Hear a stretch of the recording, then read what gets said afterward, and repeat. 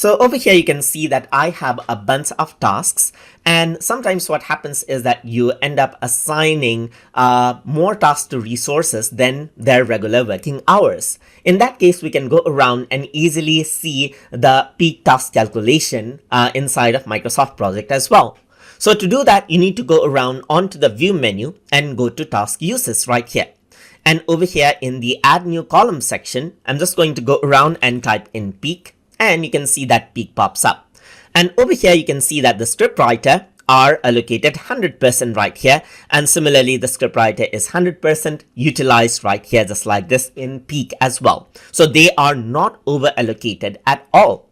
So let's say, for example, you can see that scriptwriter is assigned 96 hours and the daily working hour each day is 8 hours.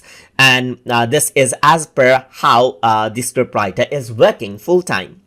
So let's say, for example, on the final day, the scriptwriter has to work 12 hours. So you just go around and change that and press enter. And now you can see that on the peak day, the scriptwriter has 150% of working hours, meaning the scriptwriter has to work 50% extra. So that is automatically calculated. If I were to type in 13, you can see it says 163%, and that is on one particular day. So it is calculating what the peak hours are for the scriptwriter. If I were to go around and say 4 right here, you can see that it goes back to 100% because the scriptwriter works for 4 hours this day, but is utilizing 100% on other days. So it is calculating the 100% for other days. And let's say for this particular day is 12 hours. So now it says 150 right here.